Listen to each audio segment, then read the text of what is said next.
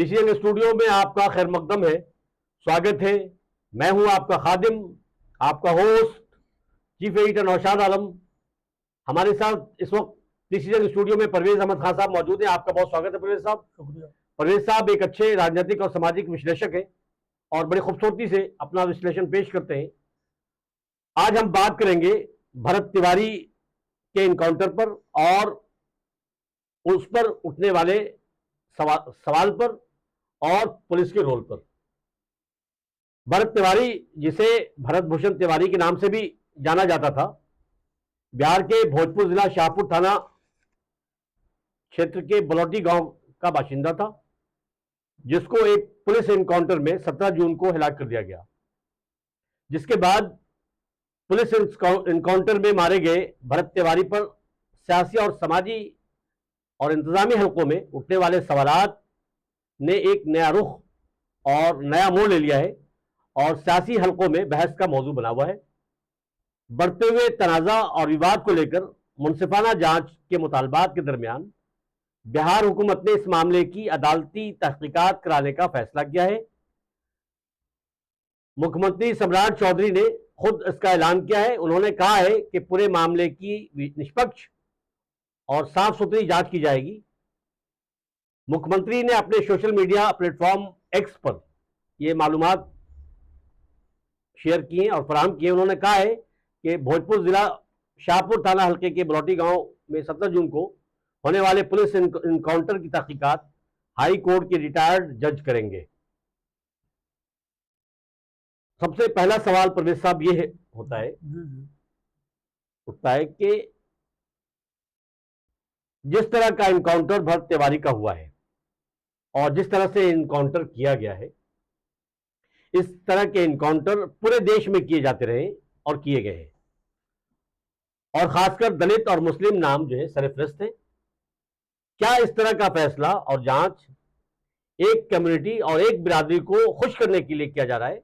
और जिस तरह का प्रदर्शन फेक एनकाउंटर को लेकर मकामी लोगों ने, जो वहां के लोकल थे, ने किया है और जिस तरह से असलहों की नुमाइश की है और फायर किए हैं और प्रदर्शन किया है, ये क्या दर्शाता है? क्या कहना चाहेंगे आप इसमें? ये गंभीर मामला है। गंभीर इसलिए कि फेक एनकाउंटर जो हो रहे हैं देश के अंदर, जी, भारतीय जनता पार्टी शासित राज्यों में खास तौर से जी, टांगों में गोलियां निशाना लेकर के मारी जाती हैं। जी, या निशाना नहीं बल्कि पकड़ के, वरना तो फिर वो रात में शोर मचाते हुए भी वीडियो उनके जारी होते हैं एनकाउंटर के। जी, हमने देखे पहले, पकड़ो पकड़ो पकड़ो, मारो मारो मारो, ठाए ठाए ठाए, मुंह से गोलियां आवाज निकालते हुए ठाए ठाए की, ऐसे वीडियो भी जारी होते हैं। और पुलिस के जो लोग हैं वो अपना वेपन लोड नहीं कर पाते, ये भी देखा हमने ड्रिल वगैरह में। जी, लेकिन एनकाउंटर के वक्त सटीक तरीके से निशाना लगता है टांग में, या जहाँ कहीं गोली मारनी होती है वहां लग जाता है उनका। जी, मैंने एक स्टोरी लिखी थी, जी, वो टाइम हो गया काफ़ी। अवाम हिंद नाम का एक अखबार हिंदी का होता था, दिल्ली से पब्लिश होता था वो। जी, जी, उसमें अक्सर होते हैं एनकाउंटर फर्जी। मेरे एडिटर का सुबह को 5:30-6 बजे मेरे पास फ़ोन आ गया, डॉक्टर एम यू खान का। जी, और उन्होंने मुझसे कहा कि तुमने कोई एनकाउंटर को लेकर कोई खबर लिखी है? जी, मैंने कहा अरे यार, वो ऐसे से वहाँ से लखनऊ से फ़ोन आया जी, और वो नाराज़ हो रहे थे और उन्होंने कहा कि वो इस तरह की खबरें न लिखा करें, अवॉइड करें, कोई है वो। जी, जी, मैं ये कह सकता हूँ बड़े दावे के साथ या पुख्ता तरीके से जी, कि ज़्यादातर जो एनकाउंटर होते हैं फेक एनकाउंटर होते हैं। मैं एक वाक़या बताता हूँ, भरत तिवारी पे हम आएंगे। एक वाक़या बताता हूँ एनकाउंटर का। रात के लगभग 1-1:30 बजे थे तो मेरे घर के पीछे से गोलियां चलने की आवाज़ आई। जी, घर से कोई 250-300 मीटर की दूरी पर तो मैं छत पे पहुंचा अपने, पता नहीं क्या हुआ है, देखें पीछे विंडो में से, छत पे पहुंचने के बाद विंडो में से, रूम के अंदर से देखा तो पुलिस की कई सारी गाड़ियां जा रही हैं, कुछ तो हुआ है। फिर सामने से देखा तो किला वाला जो रोड है वो नजर आ रहा था, वहां से कई सारी गाड़ियां गुजरती हुई नजर आई।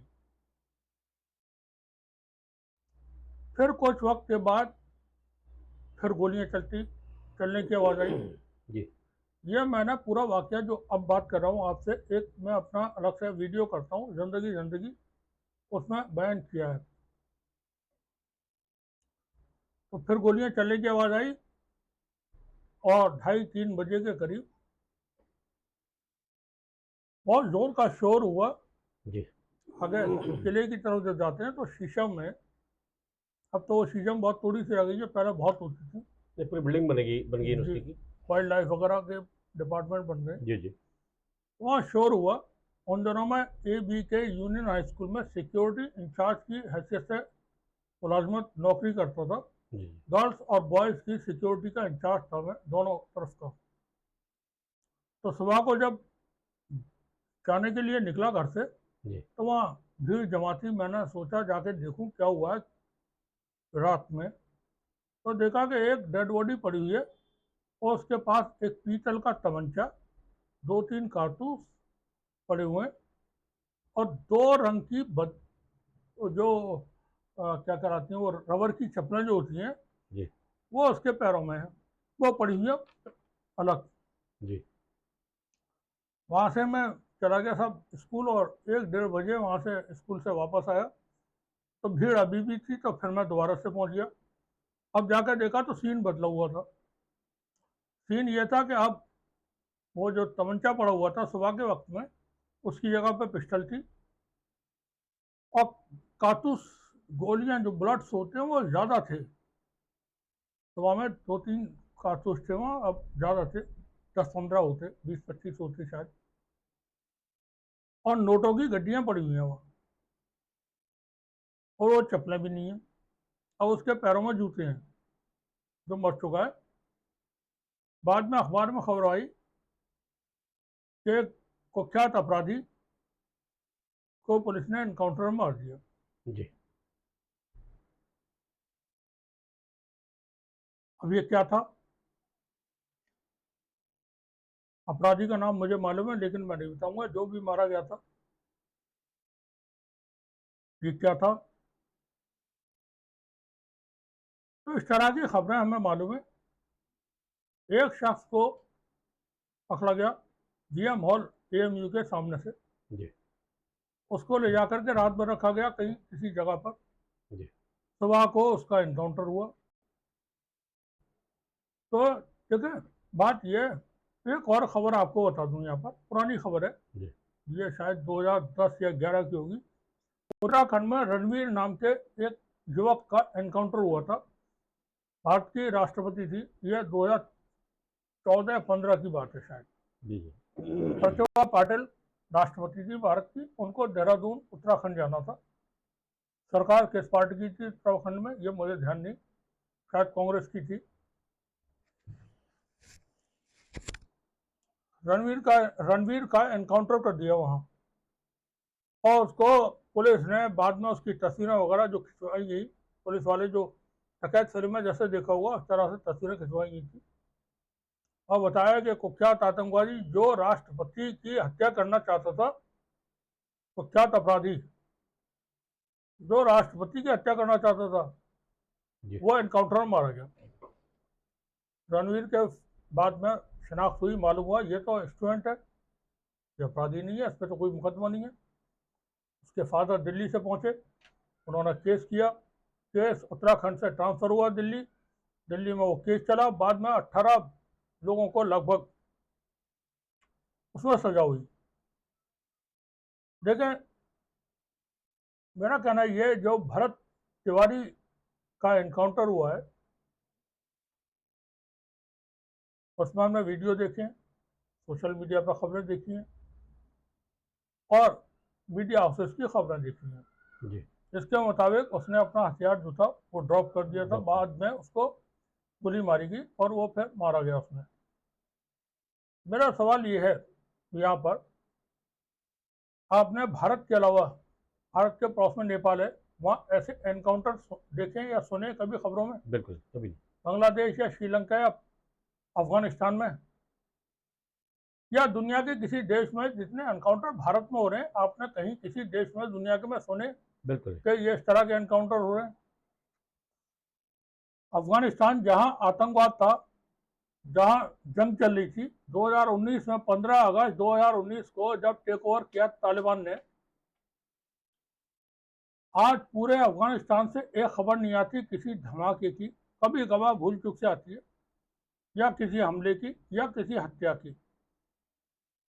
भारत में ऐसा क्यों है, क्या वजह है? ये जो सिस्टम है भारत का, जहां एक प्रोसेस चल रहा है जिसकी हम बात अक्सर करते रहते हैं, वो प्रोसेस है तब्दीली का। जी उसमें जो भी सत्ता के विरोधी होंगे, सत्ता से सवाल करने वाले होंगे, सत्ता पे सवाल खड़े करने वाले होंगे, सत्ता उनको अपना दुश्मन समझती है, विरोधी नहीं। उनको विरोधी नहीं समझती, उनको अपना दुश्मन समझती है। सवाल तो ये पैदा होता है कि भारत के इनकाउंटर की तरह इससे पहले और भी इनकाउंटर किए जाते रहे, ठीक है, जिस तरह से दलित को और मुस्लिम कम्युनिटीज को टारगेट किया जाता है और जिस तरह उनके नाम सरफेस्ट है, तो मतलब इस तरह की आवाज़ और इस तरह की जल्दबाजी, इस तरह की न्यायिक प्रक्रिया जो है जांच की इन लोगों के लिए क्यों नहीं की जाती? दलित और ओबीसी के पास लीडरशिप नहीं बची है पूरे मुल्क में, पूरे मुल्क में। आप शायद एक भी लीडर का नाम नहीं बता सकेंगे दलित का जो दलितों के लिए काम करता हुआ नजर आ रहा हो।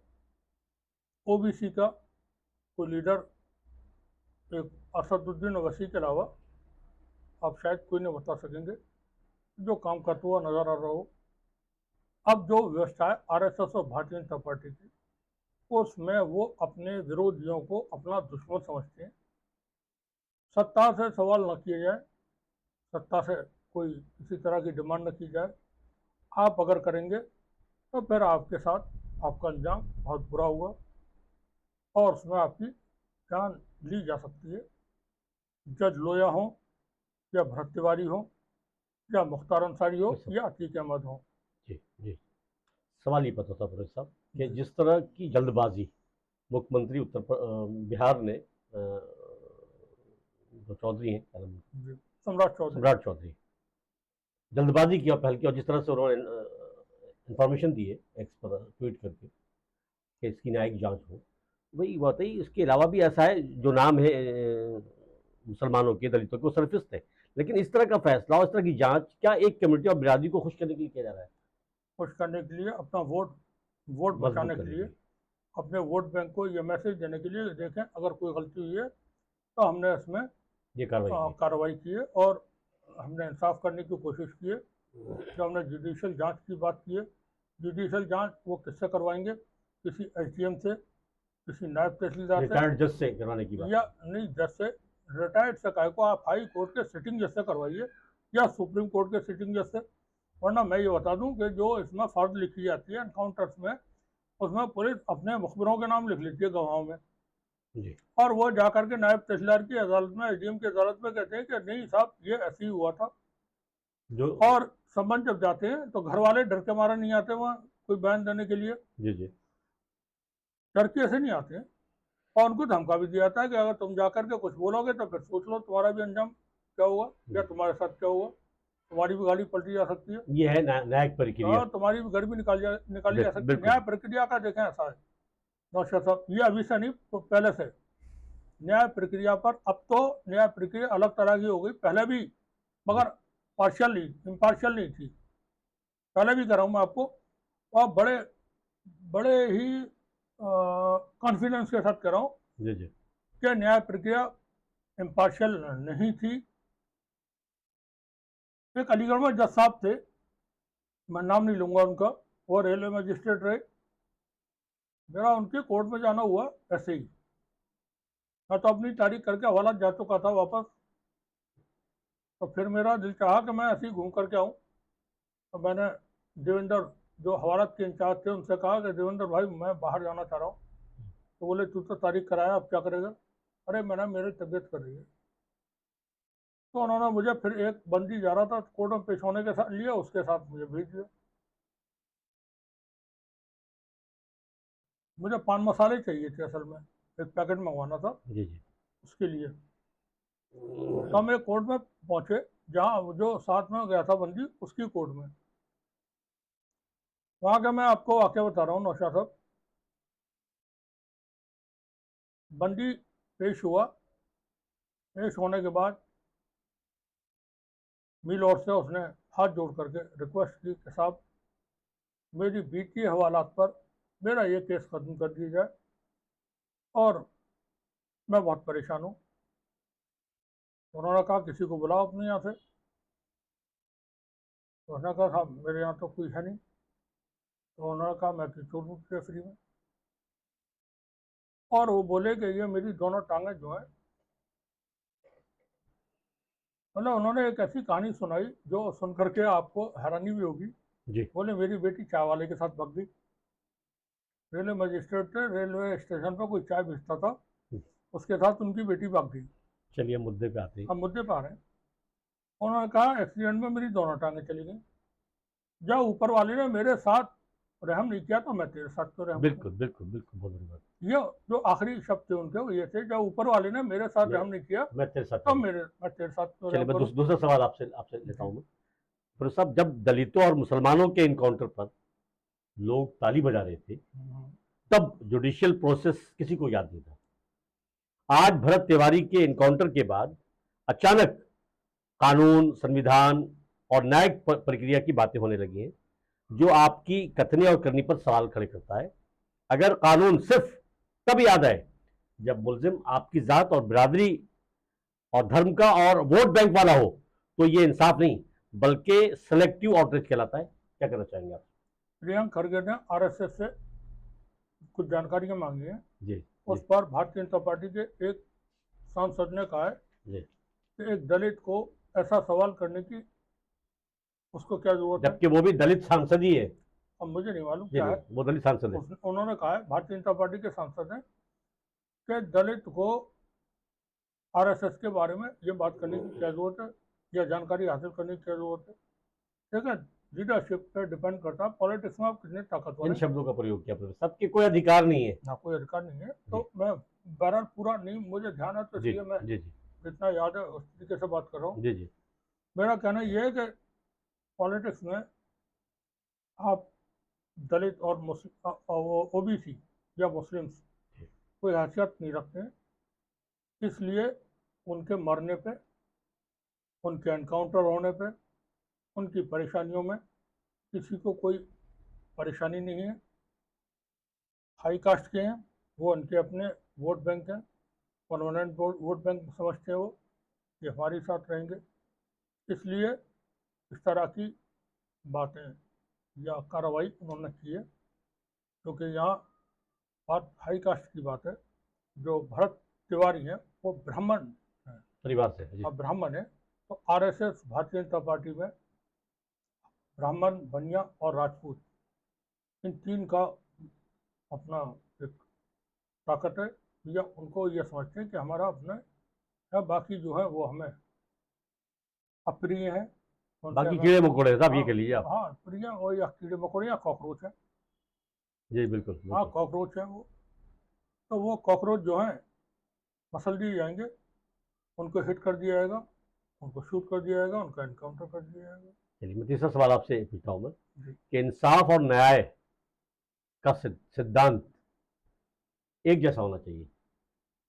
इंसाफ और न्याय का सिद्धांत एक जैसा होना चाहिए, चाहे मुलजिम दलित हो, मुसलमान हो, स्वर्ण हो, या ख्वाह भरत तिवारी ही क्यों ना हो। ये दोहरा मापदंड और हिपोक्रेसी हमारे समाज को सबसे ज्यादा नुकसान पहुंचा रही है। क्या कहना चाहेंगे आप? ये तो तब हो सकता है ना संविधान का राज हो। अब तो आरएसएस के मनुस्मृति का राज है। जी जी बिल्कुल बिल्कुल। इस आरएसएस के राज में ऐसा कैसे हो सकता है कि सब बराबर हो जाए। लेकिन फिर साहब एक सवाल और पैदा होता है इसमें, जी।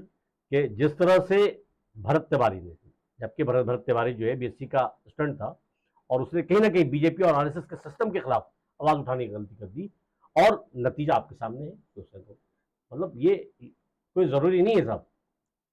संविधान की जो बात कर रहे हैं आप, क्या ऐसा है अगर हाई कास्ट का कोई आदमी सरकार के खिलाफ आवाज उठाएगा, आरएसएस और बीजेपी के खिलाफ आवाज उठाएगा, तो उसका वही इशू को जो नहीं, भर्तीवारी का मैंने ये तो नहीं कहा कि हर शख्स हाई कास्ट का वो बीजेपी आरएसएस का समर्थक है या उनका वोटर है।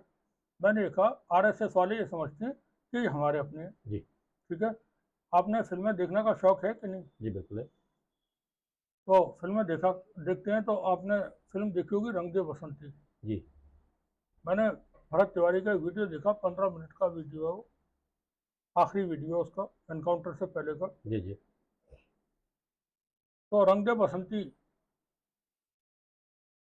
या एक फिल्म है राजेश खन्ना की, उसका मुझे गाना याद नहीं, ये लाल रंग मुझे कब छोड़ेगा, जी ये लाल रंग मुझे कब छोड़ेगा। देखा कुछ ऐसे ही होते हैं, ऐसे ही होते हैं कुछ। भगत सिंह भगत सिंह के जैसे होते हैं कुछ लोग। वहाँ जाति धर्म और ये कोई चीज नहीं होती।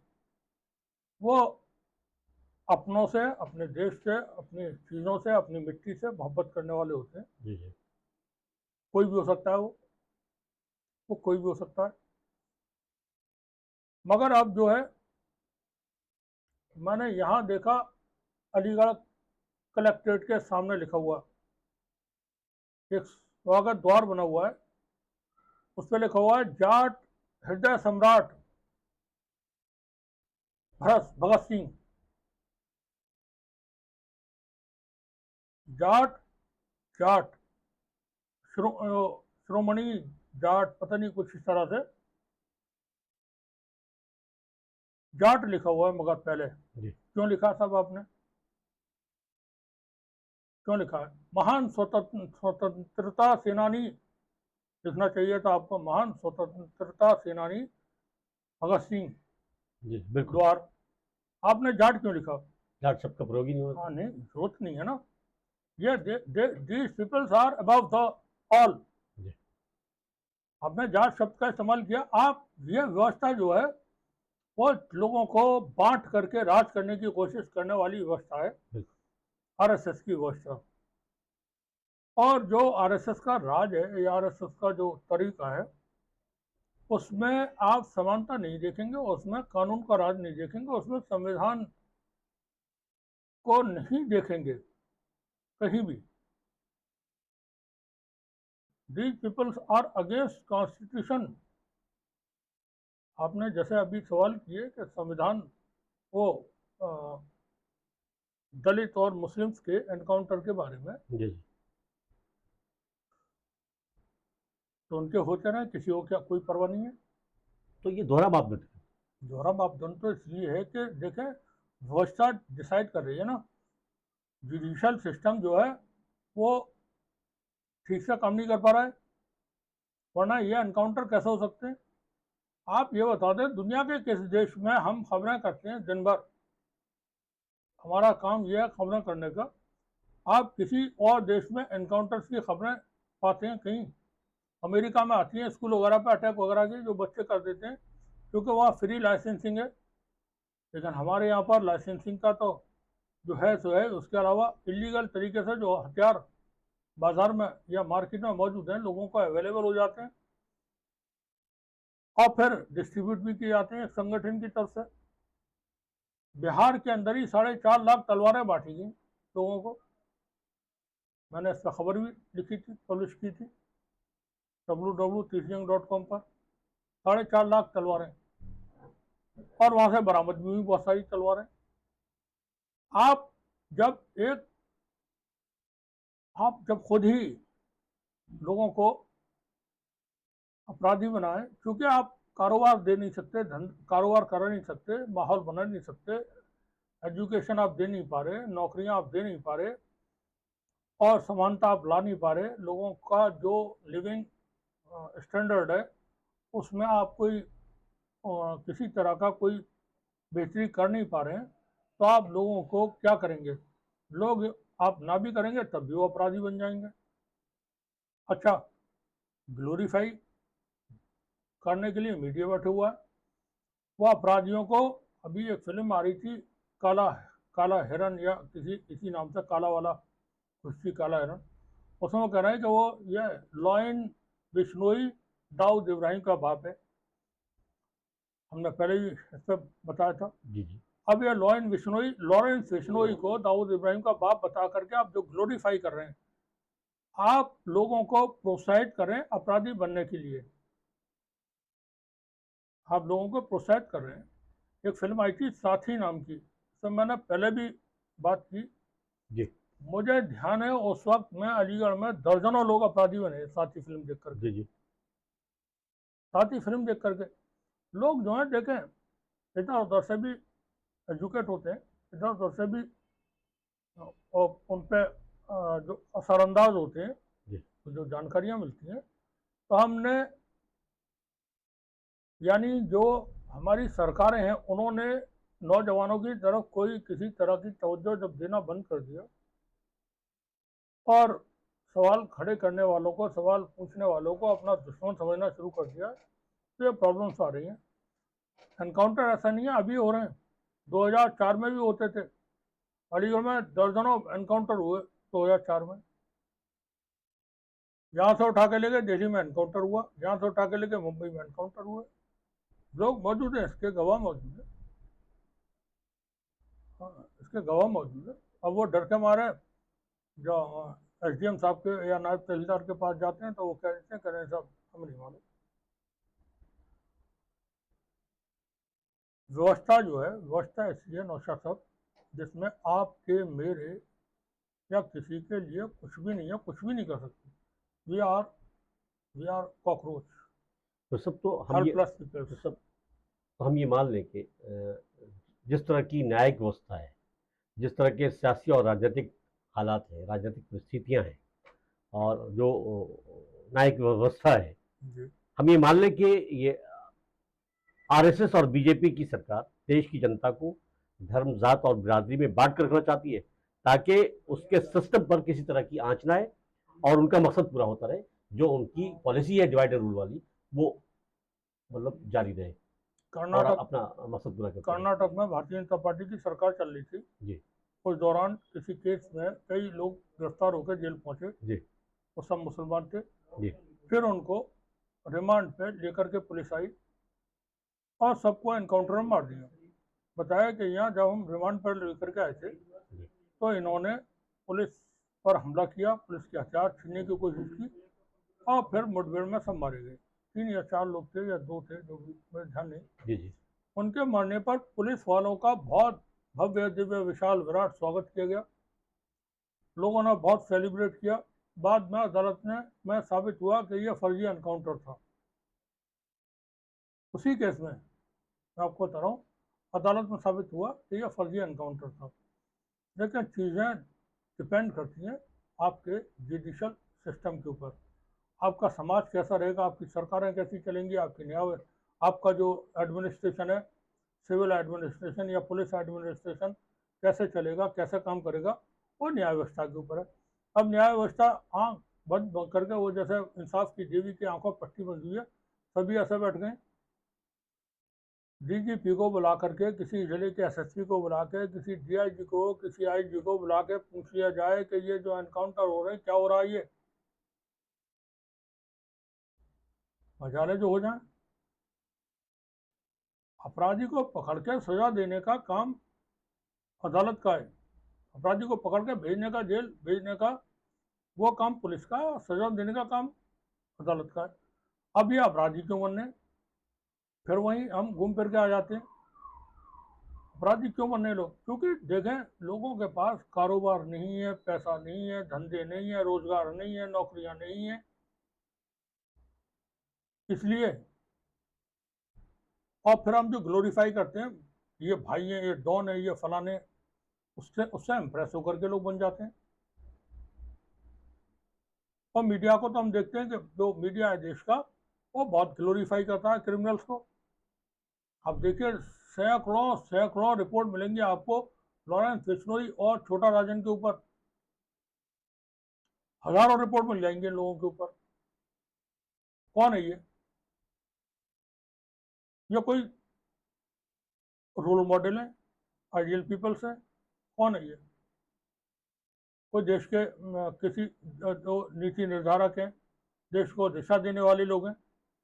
कौन है ये? मैं ये पूछना चाह रहा हूँ आपसे नौशाद साहब, जी कौन है ये? जब इस तरह के लोगों को आप ग्लोरीफाई करेंगे तो बहुत सारे लोग देखें इंप्रेस होते हैं, और वो अननेसेसरी भी बुरे रास्ते पर चलना शुरू कर देते हैं। एक एक जो जो हद होती है, लिमिट होती है, थोड़ा उसका सबको ख्याल रखना पड़ेगा। अब हाई स्कूल होकर के पुलिस में सिपाही हो गया भर्ती, उसे बताया था तुझे कैसे लठ बजाना है। ग्रेजुएशन करने के बाद कोई उसको एजुकेट नहीं किया था, और वो मालूम हुआ एसआई बना दिएगा, एक सरकारी पिस्टल दे देगी, अब तो वो ऐठ के मारे पैठ के भागता है। ये सब हर जगह दबंग दबंग दबंग, तो फिल्मों के नाम चल गए। कोई कहेगा मैं सिंघम, कोई कहेगा मैं दबंग, तो फिल्मों से के नाम और उनके रख दिए जाते हैं कि ये साहब थानेदार साहब जो बड़े दबंग हैं, ये सिंघम है। तो अलीगढ़ में देखा, एक पता नहीं कौन था वो, उसको सिंघम लोग कहने लगे, सिंघम है पुलिस में इस चलिए, तरह के नाम। मैं अपना सब चौथा और वो सवाल। खुद मना नहीं करते कि नो, बिल्कुल नहीं, आप ऐसा नाम नहीं लेंगे। सिंघम का मतलब क्या हुआ? You want to go against the law, या दबंग होने का क्या मतलब है? पता एक नहीं कितने लोगों के सामने हम नाम लिखे हुए देखते हैं कि दबंग अधिकारी, दबंग ये काय की दबंग गई। ये इंसाफ पसंद जी लिखा होना चाहिए, इंसाफ जी, पसंद, कानून का पालन करने वाले, एक अच्छे अधिकारी, एक अच्छे व्यक्ति। न्याय हित की बात हाँ, करने वाला। एक अच्छे व्यक्ति इस तरह के। जी तो हम खुद ही ग्लोरीफाई भी करते हैं, बहुत सारे लोग हैं जी जी। तो अपने अपना थोड़ा सा जो रेपो बनाने का कोशिश होती है प्रशासन वगैरह से, तो वो करते हैं, बहुत सारे लोग हैं उसमें, जर्नलिस्ट भी है, आम आदमी भी है।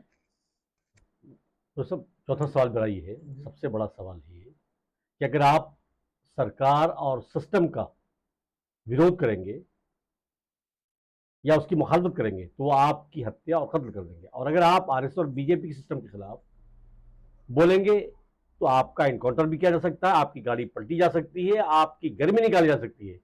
ये जो कुछ चल रहा है, ये हो क्यों रहा है? क्या कहना चाहेंगे? आप हरेन पांड्या से देखें, हरेन पांड्या से उठाएं, अतीक अहमद से होते हुए मुख्तार अंसारी तक अंसारी। होते हुए, शहाबुद्दीन तक होते हुए, और जो यहाँ उत्तर प्रदेश में एक ब्राह्मण थे जिनकी गाड़ी पलटी गई थी मध्य प्रदेश से आते हुए, जी जी, उनसे लेकर के भरत तिवारी तक, या रणवीर तक, या और बहुत सारे ये एनकाउंटर हैं, जितने इनकाउंटर हुए। बहुत सारे एनकाउंटर हैं। सिर्फ एक ही बात है कि व्यवस्था सिस्टम।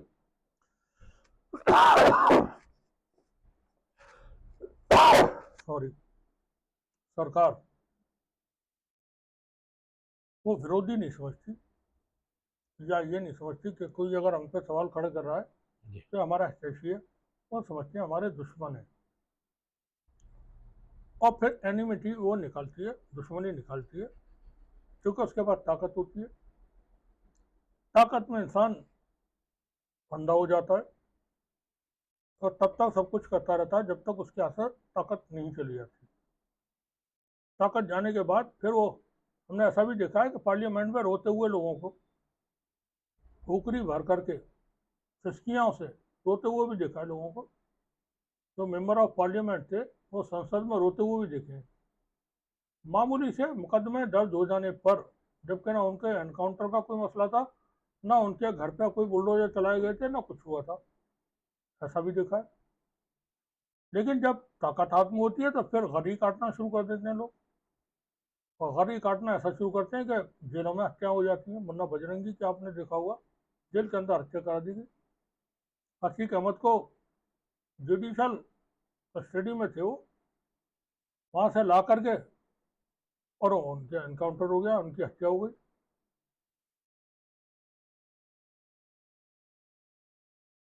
हम जब किसी को दुश्मन समझ लेते हैं तो उसको एलिमिनेट करने की कोशिश करते हैं, जैसा 2024 में एक नारा लगा था, 14 में, कांग्रेस मुक्त भारत।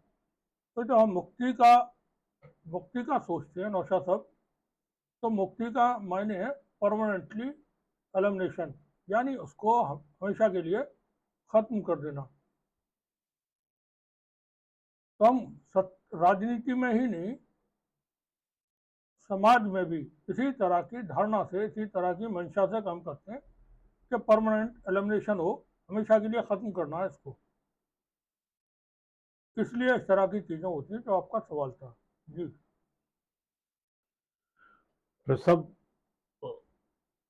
जिस तरह के इनकाउंटर, जो आपने विश्लेषण किया है, बड़ा खूबसूरत विश्लेषण पेश किया आपने। जिस तरह के इनकाउंटर, इस तरह के इनकाउंटर सरकारी दुश्मनी और सिस्टम के खिलाफ बोलने का अंजाम होता है। जिस तरह के सियासी और समाजी हालात है इस मुल्क के, और जिस तरह की न्यायिक व्यवस्था है इस देश की, और जिस तरह के फैसले जात, धर्म, बिरादरी को देखकर किए जा रहे हैं, उससे ये साबित होता है कि आरएसएस और बीजेपी की सरकार देश की जनता को धर्म, जात और बिरादरी में बांटकर रखना चाहती है, ताकि उसके सिस्टम पर किसी तरह की आंच ना आए और उनका मकसद पूरा होता रहे। यही उनकी डिवाइड एंड रूल वाली पॉलिसी है, चाहे वो भरत तिवारी हो या कोई मुस्लिम हो या दलित हो। जो भी उनके सिस्टम के खिलाफ मुंह खोलेगा या आवाज उठाएगा, उसका हश्र ऐसा ही होगा जैसे भरत तिवारी का हुआ है। बहुत बहुत शुक्रिया आप सभी का। जितने भी दर्शक हैं हमारे, जो नए हैं हमारे चैनल को देख रहे हैं, उनसे मेरी रिक्वेस्ट है कि आप हमारे चैनल को सब्सक्राइब कर लें और बेल आइकन दबा दें, ताकि नोटिफिकेशन आप तक पहुंचती रहे। और एक छोटा सा कमेंट हमारे लिए लिख दिया करें। अगर आपको लगता है कि हम इस प्लेटफॉर्म से कुछ अच्छा और बेहतर करने की कोशिश करें, तो ये आपकी बड़ी मदद होगी, बड़ा कंट्रीब्यूशन होगा। और अपने दोस्तों को शेयर कर दें। आप सभी का बहुत बहुत शुक्रिया। थैंक यू, धन्यवाद, जय हिंद, अल्लाह हाफिज। शुक्रिया।